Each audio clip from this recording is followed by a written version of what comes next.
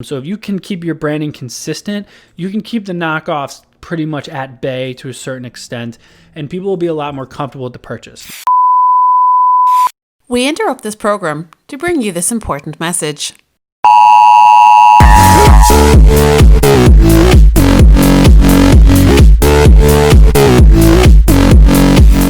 Welcome to Marketing Interruption, a daily podcast powered by BlueTuskr that interrupts your day with marketing news, tips and strategies from an entrepreneur who lives and breathes marketing.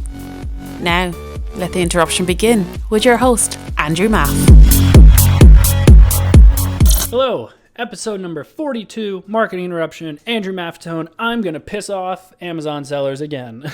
So yesterday's episode was interesting, and I got some odd feedback from it, and someone wanted a little bit more detail in that whole omnichannel approach thing that I mentioned, so I'm actually going to dive back into this.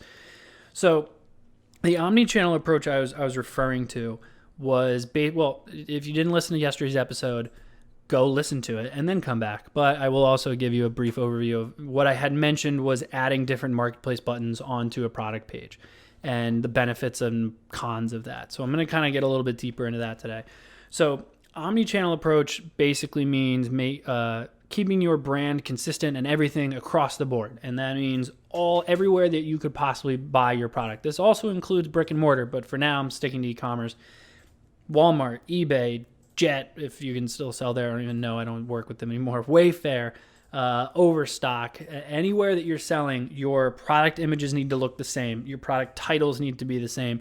Your product descriptions and everything need to be as remotely close to possible that they can be. I know each of these marketplaces has different rules or whatever, but you know what I mean. So keep the branding consistent, keep the brand voice consistent. You're going to see improved conversion rates on all marketplaces.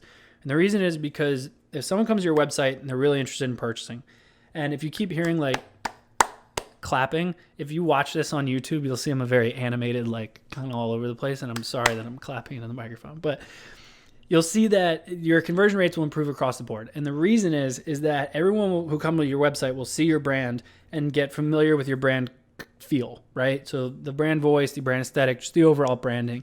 And if they're like, this is a great product, I don't know if I want to wait 2 weeks to get it, or I don't know what your shipping policy is, or for whatever reason, then they leave. Then they come across your product again on eBay. They go, okay, I know this is their product. The issue is a lot of people have knockoffs. There's things like that. You have those whole problems. So if you can keep your branding consistent, you can keep the knockoffs pretty much at bay to a certain extent, and people will be a lot more comfortable with the purchase. Now, the thing I mentioned yesterday that pissed a lot of people off. So adding a marketplace button to your website is a very interesting approach, and it works for some and not for all. I think that it works much better for people who don't want to deal with operations, who maybe are big FBA sellers, and they're okay with shipping from their website or dealing with, sending from other websites or other marketplaces. But if you don't want to deal with operations, which I don't blame you because I hate operations, then this could be something that you would want to try. So essentially what we would do is we would take the add to cart button on your website and we would keep it prevalent and we would keep it away from these buttons. So maybe we would put it below the description or hide it in a tab or something like that. But we would basically have like an also available at, and we would have these different buttons with all the logos on them that would say available to Amazon, Walmart, eBay, Jet, etc. And you can actually track these buttons. So if you take, let's say you're running Google ads and you're running Google shopping ads, your conversion event is going to be a purchase, obviously, once someone gets to your checkout, but you can actually also do a custom event for when someone clicks something. So when someone clicks a button, and you can actually just have it trigger an event every time someone clicks that button. Now, in that case, Google will count it as a conversion. If you do it on Facebook, Facebook will count it as a conversion. The benefit of doing it on Facebook is that if you pick a conversion event to target, let's say it's a purchase on Facebook, you can track other conversions without it affecting the algorithm. On Google, it's not that easy. But the nice thing with Facebook is you can actually see how many people purchased versus how many people actually went and clicked on the different buttons.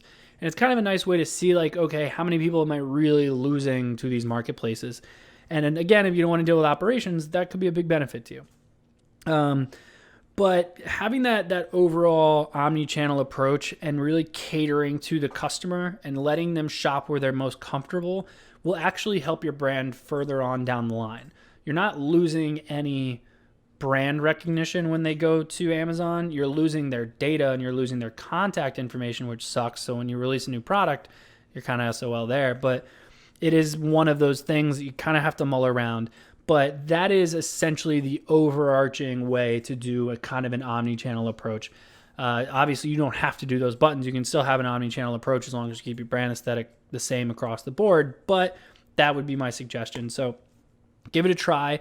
If you want some more insight into it, I can definitely find a way to go deeper. Happy to answer any questions you guys may have. So feel free to reach out to me at either Andrew at Andrew Maff, or all my URL, all my social media stuff is Andrew Maff too. Or of course, you can email us here. Any questions you may have, marketinginterruption@BlueTuskr.com. But either way, please rate, review, and subscribe wherever it is you're listening to this podcast. And I will see you all tomorrow.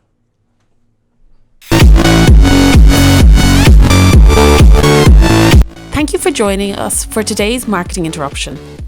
Make sure to rate, review, and subscribe to the show. And don't forget to email marketinginterruption@BlueTuskr.com with any marketing questions you'd like to have answered on the show. And head over to marketinginterruption.bluetuskr.com to catch up on past episodes. Until next time, we now return you to your regularly scheduled programming.